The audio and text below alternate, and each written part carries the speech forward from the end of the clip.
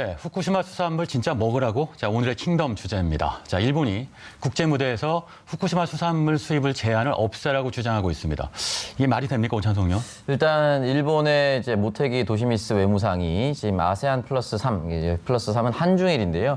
외교부 장관 회의에서 이 같은 이야기를 남겼습니다. 후쿠시마산 수산물이 안전성을 이미 검증돼 있기 때문에 아직까지도 거부하고 있는 나라들은 받아들여야 된다. 근데 이제 거부하고 있는 나라가 한국과 중국입니다.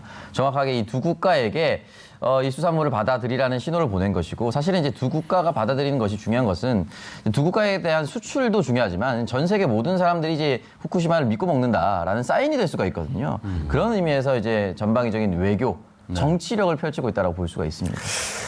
관련돼서 좀 더 짚어볼까 싶은데 김민하 의원, 그러니까 우리나라 대응은 어떻습니까? 네.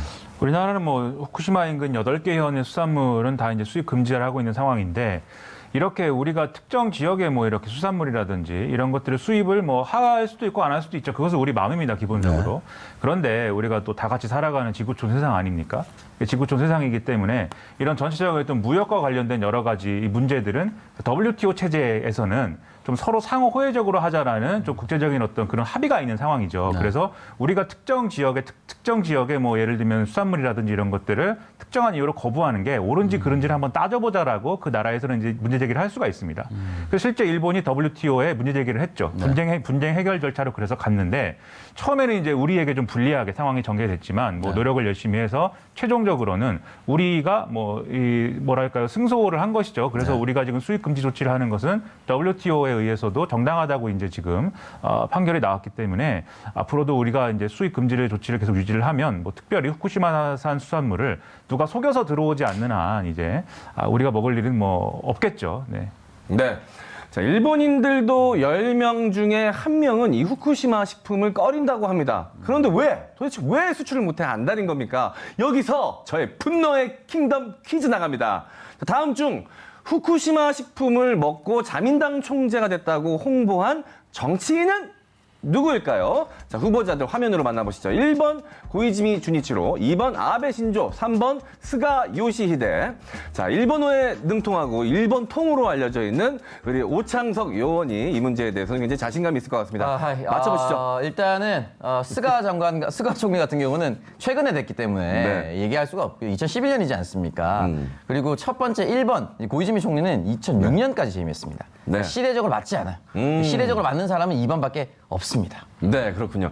이번에는 좀 논리적인 이유가 등장을 했던 것 같습니다. 간만에. 일본어하고는 상관이 없었던 것 같습니다. 네, 방송이라 뭐 일본어로 칭찬을 해줄 수도 없고. 네. 예, 그렇습니다. 어쨌든 정답은 맞췄습니다. 정답은 2번 아베 신조입니다.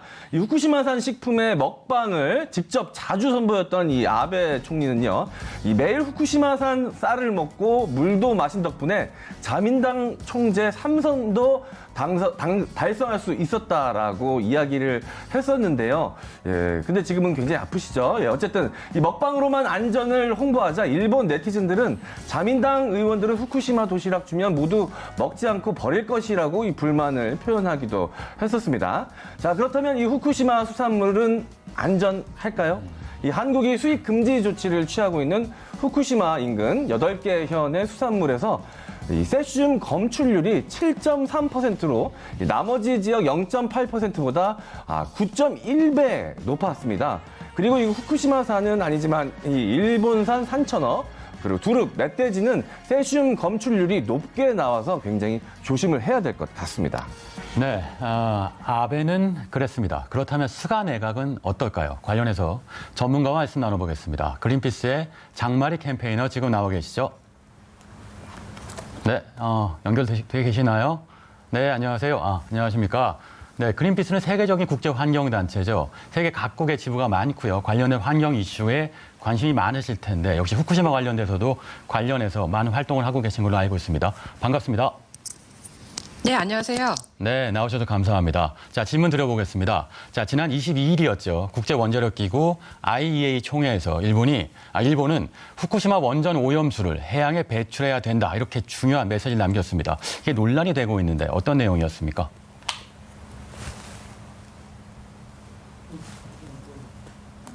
네. 네, 오디오 상태가 나쁘군요. 아이고. 좀 안 좋은 것 같습니다. 네네. 예.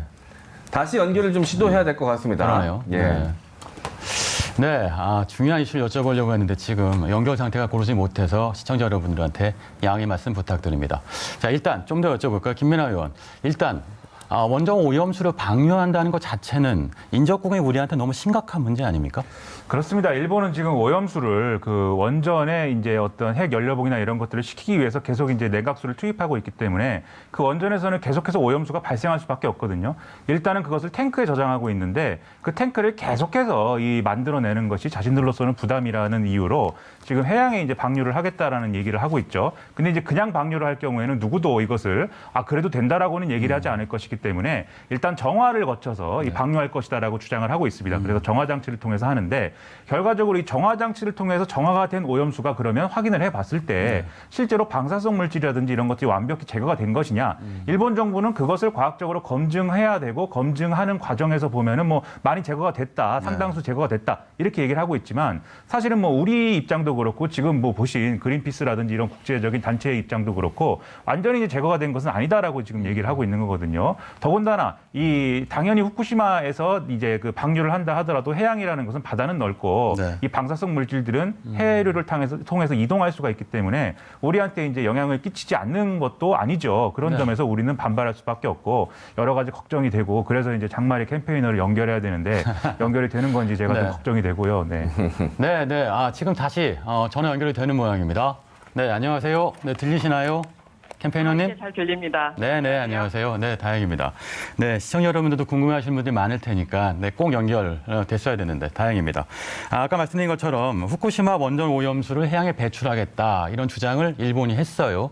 이게 말이 되나 싶은데 논란이 많이 되고 있지요. 네. 정말 아쉽게도 일본 정부는 코로나 상황 속에서도 오염수 해양 방류를 위한 모든 내부 절차를 마쳤습니다. 네. 지난 7월 말에 대국민 의견 수렴이 있었는데요. 반대 의견이 80% 이상이었지만 해양 처분을 위해서 주체 없이 추진 중입니다. 특히 스가 내각이 새로 들어오면서 민감한 오염수 이슈를 다루지 않을 거란 예측도 있었지만 지금 현재 열리는 IAEA 총회에서의 발언을 보면 올해 안에 빠르면 11월 중에 해양 방류 결정 내릴 가능성이 굉장히 높습니다. 네, 반대 여론이 80%이지만 그러나 스가 내각이 오히려 예상과 달리 속도를 내고 있군요. 일단 방류를 하면 어떤 문제가 생길까요? 오염수에 현재 포함된 방사성 물질만 60여 종이 넘습니다. 네. 이 중에 백혈병이나 암을 유발하는 유해한 핵종은 지금 현재 일본 정부가 보유한 기술로는 절대 처리할 수 없습니다. 그러니까 이렇게 우리가 처리할 수 없는 이슈들 지금 일본이 그러니까 방류를 통해서 우리한테 피해를 주고 있는 것 같은데요. 자, 이러면 어떻게 해야 될까요? 네, 태평양에 방류되면 많은 물의 양을 희석해서 농도를 낮춘다고 하지만 방사성 물질은 사라지지 않습니다. 좀 전에 후쿠시마 수산물 논의를 하셨는데요. 저희가 후쿠시마 수산물을 일본으로부터 제소를 받았을 때 1심에서 제대로 준비하지 못한 것이 폐소의 큰 원인이라는 분석이 있었습니다. 지금 열리는 IAEA 총회에서 한국 대표단이 전달한 내용은 작년에 비해 구체성과 내용에서 다소 아쉽습니다. 지금부터 더 적극적인 대처를 하지 않으면 오염수 해양 방류 결정이 코앞인데 막기 굉장히 어려울 수 있을 것 같습니다. 더 적극적인 국제법적 대응이 필요합니다.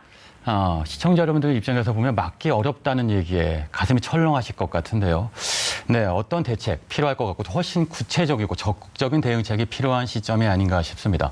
자, 네, 지금까지 그린피스의 장마리 캠페이너와 함께했습니다. 오늘 인터뷰해 주셔서 감사합니다. 네, 감사합니다. 네, 관련돼서 스가 취임 일주일이 지나지 않아도 후쿠시마 오염수 배출 국제사회에 공표했는데요. 그러니까 한일 관계 앞으로 좀 복잡해질 것 같습니다. 일단 스가 요시히데라는 사람이 이 후쿠시마가 있는 동북부에 있는 아키타현 출신입니다. 그래서 그 동네에서는 굉장히 지금 기뻐하고 있습니다. 드디어 이제 우리 동네에서 이렇게 큰 인물이 나왔다. 그런 상황이기 때문에 특히 스가 요시히데 입장에서는 이 동북부 지역의 어떤 부흥이라든지 재건이라든지 이런 것들을 아베 신조가 했던 것보다 훨씬 더 잘하고 싶어 할 겁니다. 뭐 자기 동네니까요. 그 인지상정 아닙니까? 그렇기 때문에 이제 후쿠시마산 이제 수산물, 농수산물 문제라든지 이런 어떤 그런 것들을 더 잘 할 수 있는 어떤 요건을 갖춰야 되니까 이 오염수 방류를 해양 방류를 시도를 하면서 우리는 안전하게 이렇게 다 처리하고 있다라는 걸 보여주고 싶어 하는 건데요. 특히 동북부 지역은 여러모로 여러 가지 인프라들이 낙후돼 있는 지역입니다. 그렇기 때문에 농축수산업 아니면 관광 이 두 가지로 지금까지 이 지역 경제가 굴러가고 있었던 것인데 네. 사실 후쿠시마 원전 사고가 그 두 가지 경제 기반을 다 무너뜨린 것이죠. 누가 놀러 갈 것이며 거기서 나는 어떤 농산물을 누가 먹고 싶어 하겠습니까? 그러다 보니까 이걸 빨리 안전성을 입증해 줘야 이 지역에서 이제 자민당이 훨씬 더 강한 정치적 영향력을 갖게 된다. 이런 계산을 하고 있는 것이고 특히 이 중에 일부 지역 뭐 이와테현이라든지 이런 지역들의 경우에는 이른바 이제 지금의 이제 뭐 국민민주당이라든지 그다음에 뭐 이 과거에 이제 좀 민주당 세력이었던 이 사람들의 어떤 지지 기반이 또 있는 곳입니다. 그래서 이번 기회에 이런 동북부 지역의 어떤 부흥 이런 것들을 강하게 이뤄내서 자민당 지지세를 더 확고하게 해보고자 하는 의도가 실려 있기 때문에 여기에 대해서 지금 문제가 되는 것이 한일 간의 수출 규제 문제가 아직 남아있지 않겠습니까? 근데 한일 간 수출 규제 문제는 스가 요시히데가 분명히 아베 신조의 외교 정책이나 이런 것들을 계승한다고 얘기를 했고 계승할 수밖에 없는 그런 조건이거든요. 그러면 사실은 아베 신조 내각에서의 어떤 갈등 구도에 더해서 더 심각한 어떤 갈등 구도가 단기적으로는 이제 발생할 수 있는 조건이 갖춰져 있는 것이죠. 네. 다만 장기적으로 이것을 어떻게 풀어내느냐. 그건 결국은 우리도 이제 수를 가지고 있어야 되고 일본도 이제 의지를 가져야 이제 해결할 수 있는 부분인데 그걸 또 어떻게 만들어내느냐. 이게 한일 양국에 있는 양심적이고 미래지향적인 정치인들의 숙제인 것 같습니다. 네, 이 이슈가 결국은 한일 경제 갈등에 이어서 또 다른 한일 관계의 기폭제가 되지 않을까 싶습니다. 자, 후쿠시마 수산물 진짜 먹으라고 라는 주제로 얘기 나눠봤습니다. 오늘의 킹덤으로 이렇게 제시해 봅니다. 후쿠시마 원전 오염수 방류는 우리 식탁과 환경에 대한 테러다. 여러분도 한 번쯤 생각해보는 시간을 가졌으면 합니다. 자, 김민아 오창성 의원은 여기서 인사드리겠습니다. 자, 두 분 수고하셨습니다.